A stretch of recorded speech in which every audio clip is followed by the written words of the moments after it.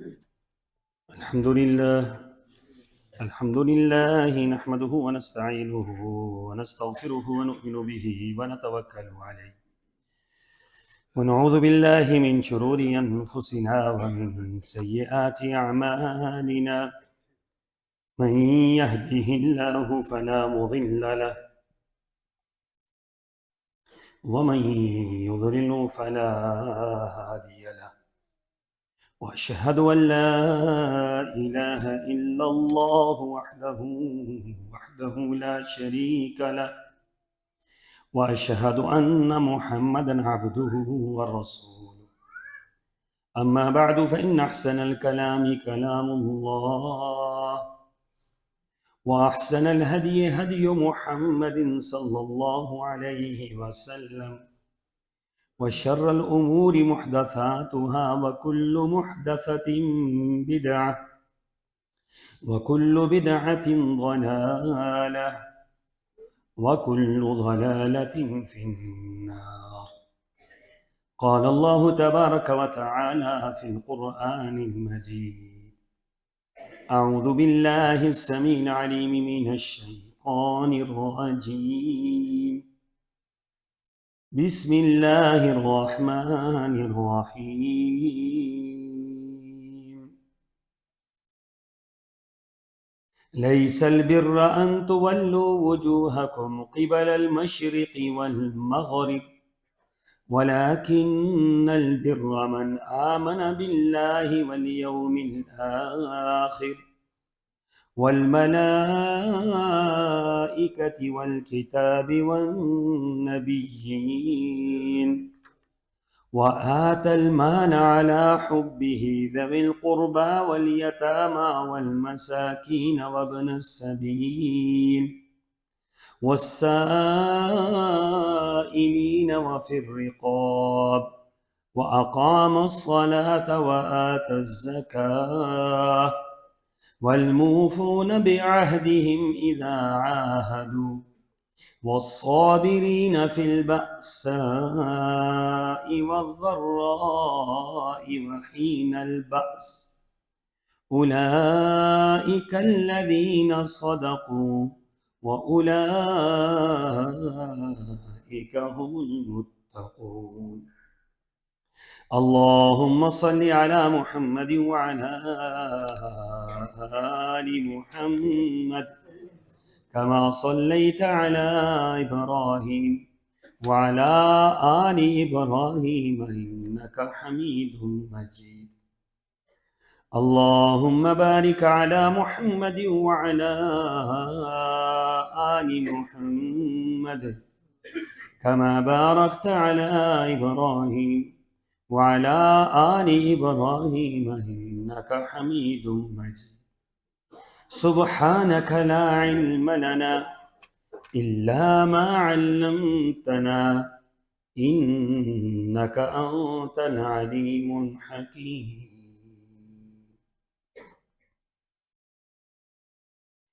نیکی یہی نہیں ہے کہ تم اپنا رخ مشرق یا مغرب کی طرف پھیر لو، بلکہ اصل نیکی یہ ہے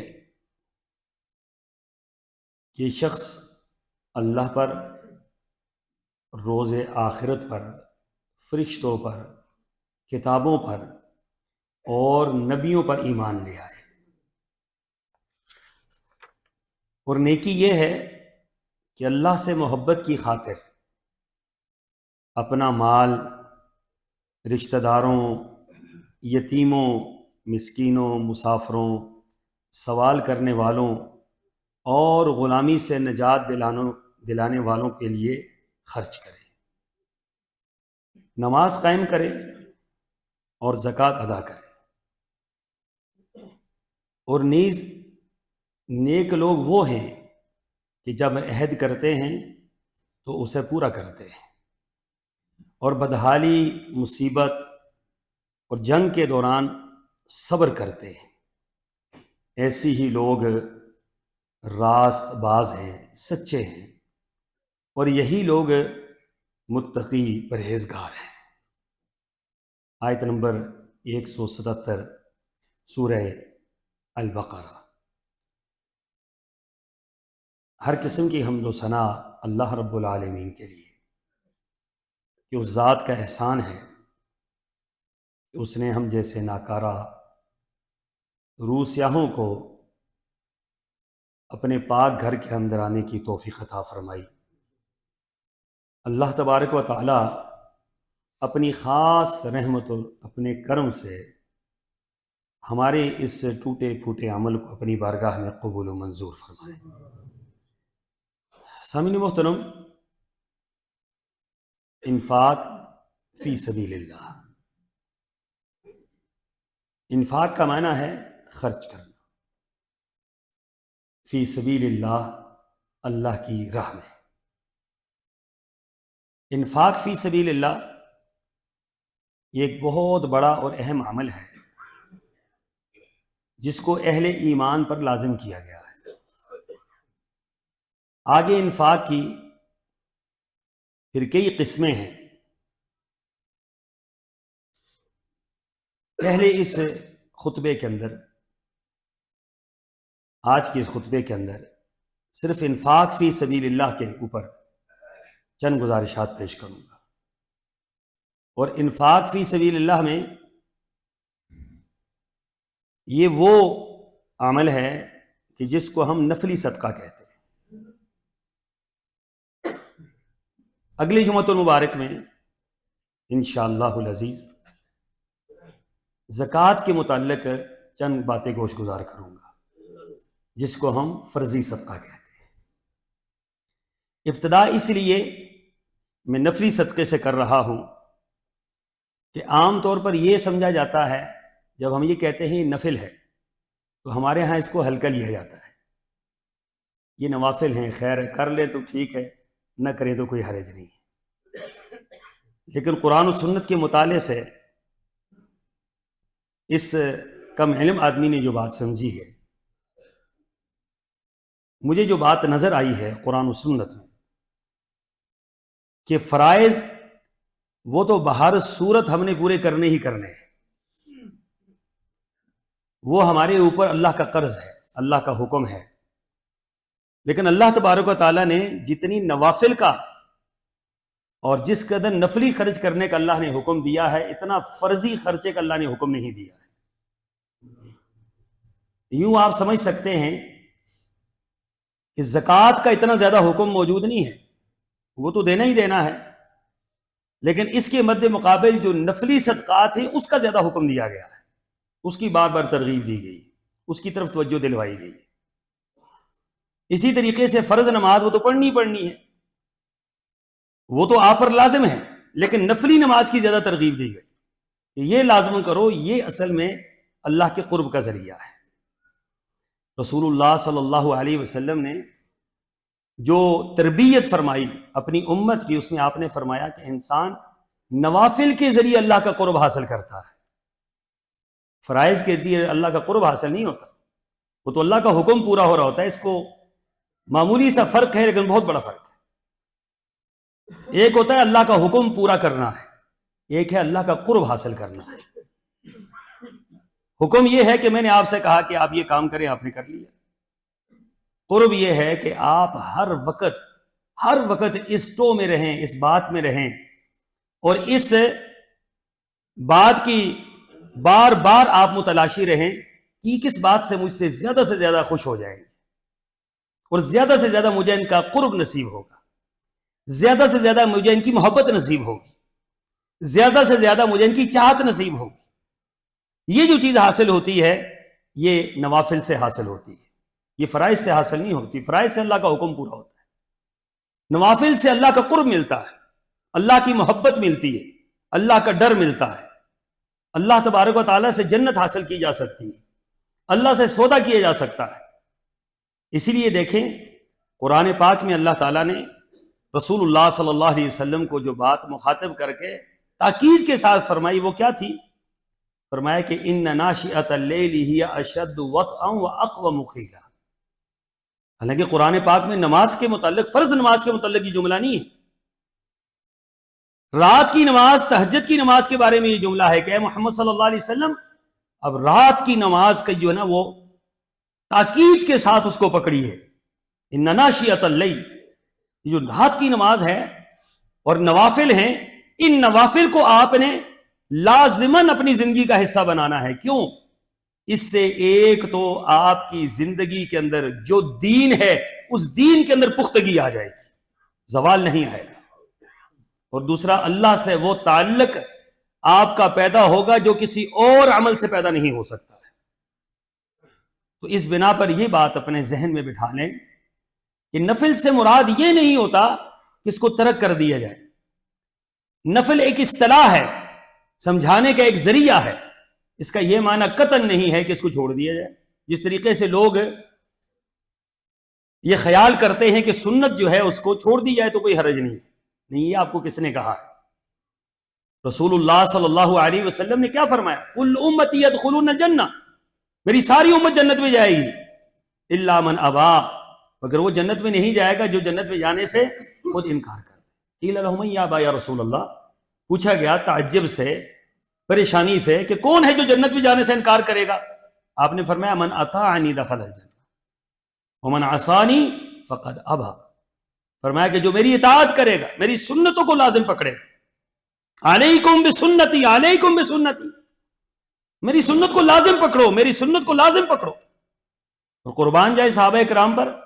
ایک حدیث ہمیں بڑی طویل حدیث ملتی ہے، اس کو صرف چند لفظوں میں بیان کیا جائے تو یہ جو 12 رکعت ہم پڑھتے ہیں یا 10 رکعت ہم پڑھتے ہیں، جس کو سنت رواتب کہا جاتا ہے، فرائض کے علاوہ فجر سے پہلے 2 ہیں، ظہر سے پہلے 4 ہیں، ظہر کے بعد 2 ہیں، یہ جو ہم سنتیں ادا کرتے ہیں، اس کی جو روایت بیان کرنے والے راوی ہیں، وہ جب اس روایت کو بیان کر رہے ہیں تو ہر راوی اللہ کی قسم اٹھا کر یہ بات کہتا ہے کہ جب سے ہم نے یہ روایت سنی، جب سے ہم نے یہ بات سنی کہ اللہ کے رسول صلی اللہ علیہ وسلم نے فرمایا کہ جو بندہ دن اور رات میں 12 رکعت نماز پڑھے گا فرائض کے علاوہ، اس کے لیے جنت میں اللہ گھر بنائے گا.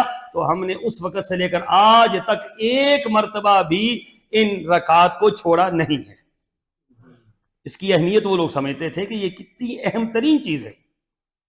آپ مجھے بتائیے کہ آپ کی 12 رکعتوں میں آپ کو محل مل رہا ہے، اور اگر یہی اعلان جمعۃ المبارک میں یہاں سے ہو جائے کہ جناب آپ کو 5 مرلے کا پلاٹ، وہ بھی وہ دنیا کے آخری کونے میں ملے گا، اگر آپ صبح سے لے کر شام تک یہاں نوافل پڑھتے رہیں تو میرے خیال میں نوافل پڑھنے والوں کی لینے لگ جائیں گی. کیونکہ ہمیں اس بات کا یقین ہے، اس بات کا یقین نہیں ہے. تو یقین رکھے اللہ کی بات کا. وَمَنْ أَصْدَقُ مِنَ اللَّهِ قِيلًا. میری بات 1000 مرتبہ غلط ہو سکتی ہے، میرے رب کی بات کبھی غلط نہیں ہو سکتی. میرا رب جو کہتا ہے، میرا نبی جو کہتا ہے، میرے نبی کا جو فرمان ہے، میرے رب کا جو فرمان ہے، اس سے بڑا سچا فرمان کوئی بھی نہیں. دنیا کی ساری سچائیاں قربان کر دی جائیں، سرور کونین سے بڑھ کر سچا کائنات کے اندر کوئی نہیں. آپ نے جو فرمایا وہ ہو کر رہے گا، آپ نے جو فرمایا وہ پورا ہو کر رہے گا. اور آپ علیہ الصلوۃ والسلام کی گارنٹی، یہ آپ کی گارنٹی نہیں ہے، یہ میرے اللہ کی گارنٹی ہے. آپ کی زبان اللہ تبارک و تعالیٰ کے حکم سے بولتی ہے. اس بنا پر ان اعمال کو معمولی نہ سمجھا جائے. تو پہلی بات، انفاق فی سبیل اللہ، اس کے فوائد اور ثمرات کیا ہے؟ سب سے پہلے تقرب الہی کا ذریعہ، جو میں نے بات آپ کے سامنے کر دی. نمبر 2، مال میں برکت کا ذریعہ. یہ واحد چیز ہے انفاق فی سبیل اللہ، نفلی صدقہ. اس سے آپ کے مال کے اندر کمی نہیں آتی، آپ کے مال کے اندر اضافہ ہوتا ہے. حضرت ابن ابی کبشہ الانصاری رضی اللہ تعالیٰ عنہ یہ فرماتے ہیں کہ میں نے رسول اللہ صلی اللہ علیہ وسلم سے یہ بات سنی، اور ساتھ ہی فرماتے ہیں اللہ کی قسم ہے مجھے اس بات پر یقین ہے کہ جو آپ علیہ الصلوۃ والسلام نے فرمایا وہ سچ ہے. آپ نے کیا فرمایا؟ ما نقص مال عبد من صدقہ. فرمایا کہ اللہ کی قسم اٹھا کر کہتا ہوں کہ جو بندہ اللہ کی راہ میں خرچ کرتا ہے اس کا مال کبھی بھی کم نہیں ہو سکتا، اس کے مال میں اضافہ ہوگا. جو اللہ کی راہ میں خرچ کرتا ہے، برکت کس نے دینی ہے؟ وہ تو اللہ نے دینی ہے. آپ نے اور میں نے تو برکت نہیں لینی. ہم نے تو ایک عمل ایسا کرنا ہے کہ جس عمل کے ذریعے ہمارے مال کے اندر برکت آ جائے. مال کم ہوگا، جب آپ اس کو خرچ کریں گے تو اس کے اندر برکت اتنی برکت ہوگی کہ آپ سے وہ مال ختم نہیں ہو پائے گا۔ آج ایک بڑی وجہ کیا ہے؟ ہر شخص یہ بات کہتا ہے کہ اخراجات پورے نہیں ہوتے۔ سبب کیا ہے؟ سبب یہی ہے کہ ہم نے اللہ کی راہ میں خرچ کرنا چھوڑ دیا ہے۔ ہم یہ کہتے ہیں میرے اخراجات ہی پورے نہیں ہو رہے، میرے معاملات ہی پورے نہیں ہو رہے۔ تو یاد رکھیں، جب ہم یہ کہتے ہیں میرے اخراجات پورے نہیں ہو رہے، میرے معاملات پورے نہیں ہو رہے، میری ضرورتیں بہت زیادہ ہیں، تو اللہ تبارک و تعالی ہمیں ان ضرورتوں کے اندر اللہ الجھا دیتا ہے، ان باتوں کے اندر اللہ الجھا دیتا ہے، پھر اللہ ان سے نکلنے نہیں دیتا، کیوں؟ ہمارا عقیدہ بن جاتا ہے، ہمارا نظریہ بن جاتا ہے۔ جب ہمارا نظریہ یہ ہوگا کہ ہماری بڑی مشکل سے گزران ہوتی ہے جی، آپ دیکھتے نہیں ہیں کہ خرچ کرنے والوں کے اندر، خرچ کرنے والوں کا کیا کیا جذبہ تھا کہ جب میرے آقا نے فرمایا کہ اللہ کی راہ میں خرچ کرو، تو وہ زکوٰۃ تو وہ لوگ دینے ہی والے تھے، تو پھر ایک دوسرے سے مقابلہ کر کے اللہ کی راہ میں خرچ کیا جاتا تھا۔ واحد انفاق فی سبیل اللہ کا عمل ہے کہ صحابہ اکرام پہ مانگے دہل خرچ کرتے تھے اور ایک دوسرے سے مقابلہ کیا کرتے تھے۔ حضرت عمر کی معروف بات، جو ہر وقت حضرت ابوبکر صدیق رضی اللہ تعالیٰ عنہ ان سے مقابلے کے لیے ہر وقت تیار رہتے تھے کہ میں ان سے مقابلہ کروں گا۔ کس چیز میں؟ دنیا میں، دنیا جمع کرنے میں نہیں، دین کے معاملے میں میں ابوبکر صدیق سے آگے بڑھنے کی کوشش کروں گا۔ اور ایک مرتبہ تو کہتے ہیں کہ میرے پاس مال کے انبار لگے ہوئے تھے۔ جب رسول اللہ صلی اللہ علیہ وسلم نے مال خرچ کرنے کا اعلان کیا، اور بہت ایک اہم ترین غزوہ تھا جس میں آپ نے مال خرچ کرنے کا حکم دیا، فرماتے ہیں اس دن میں نے اپنا سینہ تان کے کہا آج ابوبکر صدیق سے میں مال خرچ کرنے میں آگے نکل جاؤں گا۔ ان کے مقابلے اللہ کی راہ میں خرچ کرنے میں ہوتے تھے، ان کے مقابلے اس بات پر نہیں ہوتے تھے کہ میں نے کیسا بنگلہ بنایا، میں نے کیسی کوٹھی بنائی، میں نے کیا کیا، میں نے کاروبار کتنا اسٹیبل کیا، میں نے فلاں کیا کیا۔ یہ ان کا مطمع نظر قطعاً نہیں تھا۔ ان کو معلوم تھا جنت کیسے حاصل کی جا سکتی، ان کو معلوم تھا کہ سرور کونین صلی اللہ علیہ وسلم کی محبت کیسے حاصل کی جا سکتی، انہیں معلوم تھا کہ اللہ تبارک و تعالیٰ کی رضا کس طریقے سے حاصل کی جا سکتی۔ تو فرمایا گھر کے اندر گئے، جا کر گھر والوں کو کہا کہ مال کے 2 حصے کرو، اور آدھا رسول اللہ صلی اللہ علیہ وسلم کی خدمت میں ڈھیر کر دیا۔ اب اللہ کے رسول صلی اللہ علیہ وسلم تشریف لائے تو آپ نے دیکھا مسجد نبوی مال سے بھری ہوئی ہے، غزوہ تبوک کا موقع ہے۔ آپ نے مال دیکھا، حیران رہ گئے۔ آپ نے فرمایا پہلے آپ نے حضرت عمر کو بلایا۔ قربان جائیں، لیڈر ایسے ہوتے ہیں نا کہ جو ہر ایک کے معاملات کو سمجھتے ہیں کہ یہاں مقابلہ کس کا ہو رہا ہے اور کس چیز میں ہو رہا ہے۔ آپ نے مال کو دیکھ کر سمجھ لیا کہ آج عمر رضی اللہ تعالیٰ عنہ جو ہیں وہ معاملات میں آگے بڑھ رہے ہیں۔ تو آپ نے بلایا، بلا کر پوچھا عمر آپ کیا لائے ہیں؟ اللہ کے رسول صلی اللہ علیہ وسلم اپنے مال کے 2 حصے کیے، ایک گھر والوں کے لیے رکھ دیا ہے، ایک آپ کے قدموں میں ڈھیر کر دیا ہے۔ وہ ایک کتنا تھا اللہ جانتا ہے کتنا۔ آپ نے حضرت ابوبکر صدیق کو بلایا، بلا کر پوچھا اے ابو بکر آپ کیا لائے ہیں اور پیچھے کیا چھوڑا ہے؟ تو انہوں نے پتہ کیا کہا؟ انہوں نے کہا اللہ کے رسول صلی اللہ علیہ وسلم قربان جاؤں آپ کی ذات مبارکہ پر، آپ نے جو ارشاد فرمایا تھا وہ جملہ وہ میرے پلے پڑ گیا۔ کہا وہ کیا تھا؟ آپ نے فرمایا تھا جو کچھ ہے لے کر آ جاؤ۔ میں نے گھر میں جو کچھ تھا اٹھا کر آپ نے قدموں میں ڈھیر کر دیا، گھر میں اللہ اور اس کے رسول کے نام کے سوا کچھ بھی نہیں۔ اب بتلائیے کہ یہاں حضرت عمر رضی اللہ تعالیٰ عنہ سر پکڑ کر بیٹھ گئے، مقابلہ کس چیز کے اندر ہو رہا ہے؟ انفاق فی سبیل اللہ کے اندر مقابلہ ہو رہا ہے۔ اسی میدان کے اندر کھڑے ہونے والے ایک صحابی حضرت عثمان غنی رضی اللہ تعالیٰ عنہ، جن کو معلوم تھا اللہ کا قرب حاصل کرنے کے لیے، مال کے اندر برکت لینے کے لیے اللہ کے ساتھ یہ سودا کرنا پڑتا ہے۔ آپ دیکھ لیں کہ ان صحابہ کرام نے زندگی میں کبھی یہ نہیں کہا ہمارے مال کے اندر مندہ پڑ گیا ہے، ہم تباہ ہو گئے ہیں، ہمارا مال ختم ہو گیا ہے، ہمارا مال ضائع ہو گیا ہے۔ کسی ایک صحابی کا آپ کو واقعہ نہیں ملے گا۔ کیوں؟ انہوں نے اللہ کی راہ میں اتنا خرچ کیا ہے، اتنا خرچ کیا ہے کہ اللہ تبارک و تعالیٰ نے ہر لمحے ان کے مال کی حفاظت بھی کی، انہیں دنیا کے اندر شرف بھی دیا، اور آخرت کے اندر اللہ نے انہیں جنت بھی عطا کر دی۔ تو مال کے اندر برکت۔ حضرت عثمان غنی رضی اللہ تعالیٰ عنہ ہر موقع پر سب سے زیادہ اللہ کی راہ میں مال خرچ کرنے والے۔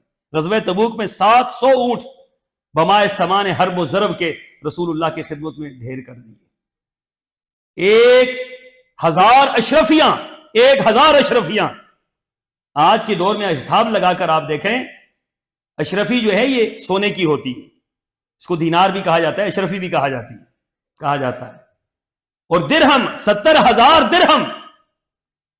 ایک مجلس کے اندر 700 اونٹ، 70,000 درہم، 1000 اشرفیہ جب رسول اللہ صلی اللہ علیہ وسلم کی خدمت میں پیش کی گئی تو آپ نے وہ اشرفیاں اٹھائیں اور اپنے ہاتھ میں الٹ پلٹ کر رہے تھے، اور آپ ساتھ یہ فرما رہے تھے، یہ ترغیب تھی دنیا والوں کے لیے کہ دیکھو جنت اللہ سے کس طرح حاصل کی جا سکتی ہے، اللہ کی رضا انفاق فی سبیل اللہ سے کس طریقے سے حاصل کی جا سکتی ہے۔ اللہ یہ نہیں دیکھ رہا کہ یہ زیادہ دے رہا ہے کم دے رہا ہے، اللہ یہ دیکھ رہا ہے کہ یہ کس نیت اور اخلاص کے ساتھ دے رہا ہے، کس للہیت اور محبت کے ساتھ دے رہا ہے۔ تو حضرت عثمان غنی کے وہ مال جب آپ الٹ پلٹ کر رہے تھے تو ساتھ ہی فرما رہے تھے، دنیا والوں سن لو، عثمان وہ ہستی ہے آج کے بعد کوئی عمل نہ کرے، جنت میں جانے کے لیے یہی عمل اس کا کافی ہے۔ انفاق فی سبیل اللہ، اللہ کی راہ میں خرچ کر کے انہوں نے جنت حاصل کر لی۔ تو مال میں برکت کتنی تھی، سبحان اللہ۔ حضرت عثمان غنی فرمایا کرتے تھے، میں نے اپنے مال کو کبھی نہ گن کے رکھا ہے نہ گن کے کبھی دیا ہے، گن کے رکھا بھی نہیں ہے، گن کے کبھی خرچ بھی نہیں کیا ہے۔ میں مال رکھتا بھی اسی طریقے سے تھا اور جب خرچ کرنے کی باری آتی اسی طریقے سے اٹھا کے خرچ کر دیتا۔ ایک صحابی کہتے ہیں میں کسی معاملے میں ان کے پاس گیا تو میں نے کہا مجھے کچھ ضرورت ہے، مجھے کچھ چاہیے، گھر کے اندر گئے ایک تھیلی اٹھا کر مجھے دے دی۔ تو میں نے کہا یہ کتنے ہیں؟ کہتے ہیں مجھے کوئی پتہ نہیں کتنے ہیں۔ کہا جی پھر آپ کا میرا معاملہ کیسے ہوگا؟ کہا میں نے معاملات کے لیے آپ کو نہیں دیے، میں نے یہ معاملہ اللہ کے ساتھ کر لیا ہے، آپ اٹھا لیں، جتنے ہیں یہ آپ کے لیے۔ ان کا جذبہ دیکھیں، ان کا احساس دیکھیں کہ کس انداز سے وہ خرچ کیا کرتے تھے۔ حضرت علی رضی اللہ تعالیٰ عنہ کی شادی ہے، زرہ بیچنے کے لیے بازار میں گئے، بازار میں حضرت عثمان غنی سے ملاقات ہو گئی۔ کہا جی علی کدھر پھر رہے ہیں اور یہ زرہ کدھر لے کے جا رہے ہیں؟ کہا جی شادی ہے تو تھوڑا بہت خرچہ چاہیے۔ تو کہا کہ زرہ تو جہاد کے لیے کام آتی ہے، آپ تو بہت بڑے مجاہد ہیں۔ کہا کیا کریں جی ابھی خرچہ کھل گیا ہے تو کچھ نہ کچھ تو کرنا ہی ہے۔ فرمایا لے میں زرہ لے لیتا ہوں۔ کتنے کی ہے؟ کہا اتنے دینار کی، اتنے درہم کی۔ سودا ہو گیا، پیسے دے دیے، واپس گھر کے اندر آئے اور اپنے غلام کو کہا جاؤ جا کر یہ زرہ حضرت علی کے حوالے کر دو۔ لوگ آج تو یہ کہانیاں سناتے ہیں نا کہ آپس میں کیا تھے، دشمن تھے آپس میں، نعوذ باللہ من ذالک، نعوذ باللہ من ذالک۔ تو کہا اپنے غلام کو کہا جا کر حضرت علی کو یہ زرہ دے آؤ۔ تو حضرت علی کے سامنے گئے تو کہا کہ یہ کیا ہے؟ یہ زرہ تو میں عثمان غنی کو بیچ چکا تھا۔ تو کہا یہ عثمان غنی نے آپ کو دے دی۔ ملاقات ہوئی نماز پر، کہا حضرت آپ نے پیسے بھی دے دیے تھے، میں نے زرہ آپ کو دے دی تھی، آپ نے زرہ واپس بھیج دی، پسند نہیں آئی، سودا کینسل کرنا ہے، کیا معاملہ ہے؟ کہا نہیں، آپ کی زرہ کس کو پسند نہیں آئے گی؟ علی آپ جہاد کے اندر زرہ کو استعمال کریں گے، اللہ تعالیٰ کے ہاں میرے اجر میں اضافہ ہو۔ یہ نہیں سوچا کہ زرہ ہاتھ آ گئی ہے، فرمایا آپ جہاد کے اندر استعمال کریں گے، اور یہ مال، کہا میں نے مال اللہ کے لیے آپ کو دے دیا ہے۔ یہ دنیا کا قدم قدم پر وہ یہ فیصلہ کیا کرتے تھے، ہر معاملے میں یہ فیصلہ کیا کرتے تھے۔ اسی مجلس کے اندر ایک صحابی آتے ہیں، ہم تو یہ بات کہتے ہیں نا ہمارے پاس زیادہ ہو ہم خرچ کریں۔ ایک صحابی آئے، انہوں نے رسول اللہ صلی اللہ علیہ وسلم کے پاس آ کر یہ بات کہی، اللہ کے رسول یہ تھوڑی سی کھجوریں ہیں، آپ اپنے پاس رکھ لیں۔ اب دیکھنے والوں نے دیکھا کہ اتنی سی کھجوروں سے تبوک فتح ہوگا، ایک سا کھجوریں 2.5 کلو، اس سے تبوک فتح ہوگا؟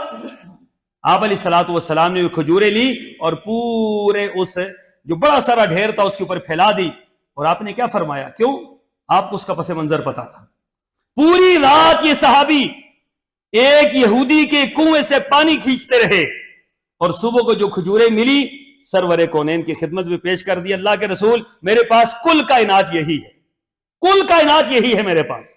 پوری رات مزدوری کر کے صبح اللہ کے راہ میں دیا، کیونکہ ان کو پتا تھا اس سے اللہ تعالیٰ کی محبت حاصل کی جا سکتی ہے، اس سے جنت حاصل کی جا سکتی ہے۔ تو سرور کونین نے کیا فرمایا؟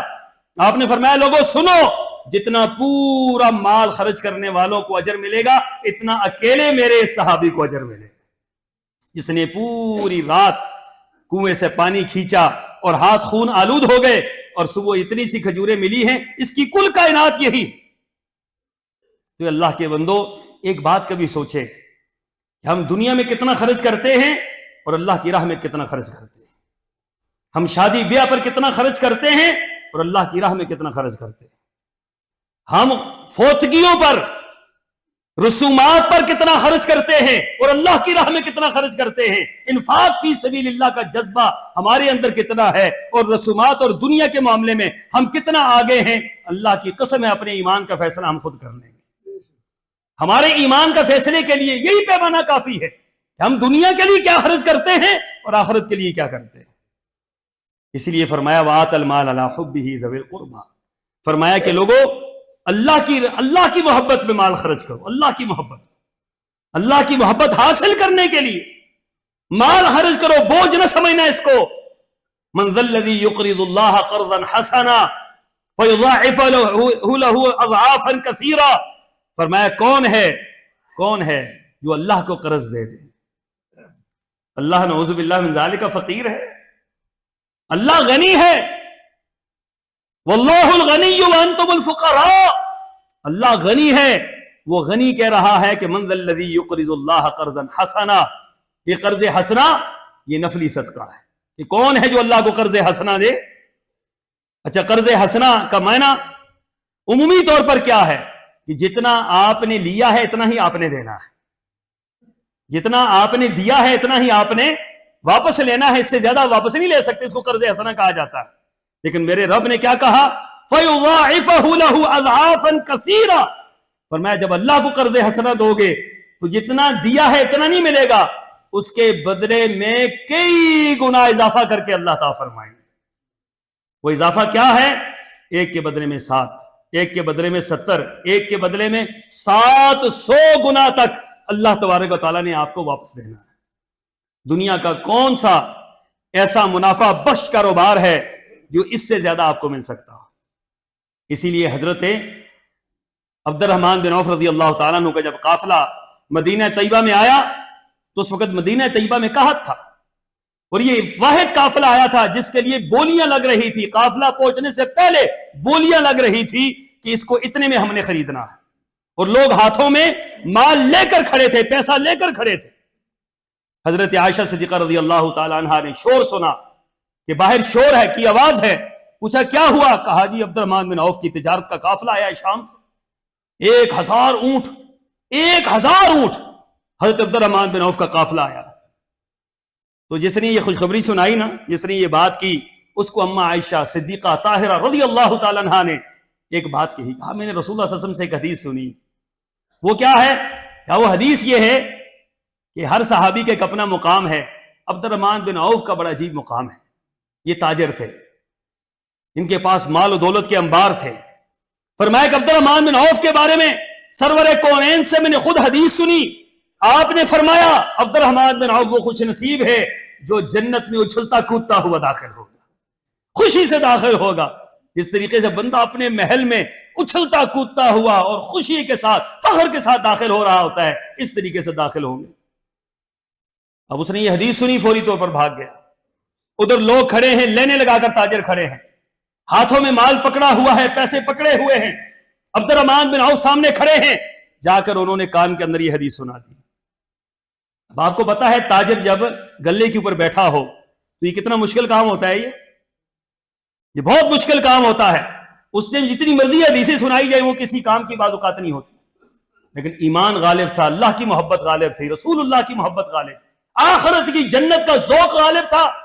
کان کے اندر حدیث سنائی، فوری طور پر لوگوں کو کہنے لگے ہاں بھائی کتنی بولی لگانی ہے لگاؤ۔ لوگوں نے بولیاں لگانی شروع کر دی۔ کسی نے کہا 10% زیادہ دیتے ہیں، 20%، کہا اس سے زیادہ چاہیے، 30% اس سے زیادہ چاہیے، 40% اس سے زیادہ چاہیے۔ 40% آگے کوئی جا ہی نہیں سکتا، کہا اس سے آگے تو ہم نہیں جا سکتے حضور والا، 40% کون دے سکتا ہے منافع؟ کہا مجھے اس سے زیادہ مل رہا ہے۔ کہا جی کون آپ کو اس سے زیادہ دے رہا ہے؟ کہاں دے رہا ہے؟ کہاں بولی لگ رہی ہے؟ عبد الرحمن بن عوف فرماتے ہیں میرا رب اس سے زیادہ دے رہا ہے اور جنت میں یہ بولی لگ رہی ہے۔ اور ساتھ ہی یہ فرمایا لوگوں گواہ رہو 1000 یہ جو اونٹوں کا قافلہ ہے مدینہ طیبہ کے اندر آیا اور تم پیسے ہاتھ میں لے کر کھڑے ہو، میں سب اللہ کے نام پر وقف کر رہا ہوں، اس سے ایک پیسہ میں نے نہیں کمانا۔ یہ وہ لوگ تھے کہ جنہوں نے اللہ سے جنت حاصل کی۔ سامعین محترم، اللہ تبارک و تعالیٰ نے قرآن پاک میں پہلی سورت کے اندر پہلی آیات کے اندر کیا فرمایا؟ الذین یؤمنون بالغیب ویقیمون الصلاۃ ومما رزقناہم ينفقون۔ پہلا حکم جو قرآن پاک کا ہے وہ کیا ہے؟ اللہ پر ایمان، اور اس کے بعد نماز کی ادائیگی، اور تیسرے نمبر پر کیا ہے؟ اللہ کی راہ میں خرچ کرنا۔ یاد رکھیں اس کی اہمیت کتنی بیان کی گئی، ابھی باقی احکامات نازل نہیں ہوئے۔ اللہ تبارک و تعالیٰ یہ فرما رہا ہے اس کے دیے ہوئے مال میں سے کیا کرو؟ اس کے نام پر خرچ کرو۔ پھر اسی طریقے سے فرمایا ان اللہ اشتری من المؤمنین انفسهم واموالهم بان لهم الجنہ، فرمایا کہ اللہ تعالیٰ نے تمہارا مال، تمہاری جان اللہ نے لے لی ہے، خرید لی ہے، کس کے بدلے میں؟ جنت کے بدلے میں۔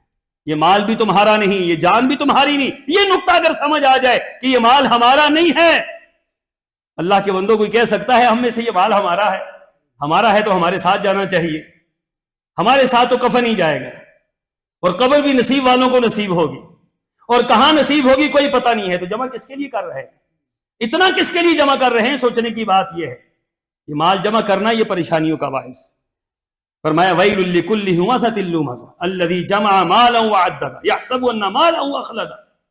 فرمایا کہ یہ گمان کرتے ہیں ہمیشہ مال تمہارے پاس رہے گا، تم نے نہیں رہنا، مال نے کیسے تمہارے پاس رہنا ہے؟ جب تم نے مٹ جانا ہے تو مال نے بھی مٹ جانا ہے، ختم ہو جانا ہے۔ قارون کا ختم ہو گیا تو تمہارا ختم کیسے نہیں ہوگا؟ فرعون اور نمرود کا ختم ہو گیا، تمہارا کیسے قائم رہے گا؟ ان سے بڑھ کر تمہارا مال تو نہیں ہے۔ لہٰذا فرمایا کہ اس کے ذریعے کیا کرو؟ ان اللہ اشتری من المؤمنین، اللہ نے تو خرید لیا ہے مومنوں سے، مال بھی اللہ کا، جان بھی اللہ کی، اس کے بدلے میں اللہ نے کیا دینا ہے؟ جنت دے دی ہے۔ اسی طریقے سے فرمایا ان الذین یتلون کتاب اللہ وقاموا الصلاۃ وانفقوا مما رزقناہم ينفقون، وہ لوگ جو اللہ کی آیات کی تلاوت کرتے ہیں، نماز قائم کرتے ہیں، اور اس مال میں سے جو اللہ نے انہیں دیا ہے اس میں سے خرچ کرتے ہیں، سرا وعلانیہ، خفیہ طور پر بھی، اعلانیہ طور پر، تجارت لن تبور۔ فرمایا یہ وہ تجارت ہے کہ دنیا کے اندر اس تجارت میں کبھی خسارہ ہو ہی نہیں سکتا۔ ہر تجارت میں خسارہ ہے، اللہ کی راہ میں خرچ کرنے والی تجارت میں کبھی خسارہ ہو سکتا؟ اللہ تعالیٰ مجھے اور آپ کو سمجھنے کی، عمل پیرا ہونے کی توفیق عطا فرمائے۔ وآخر دعوانا ان الحمد للہ۔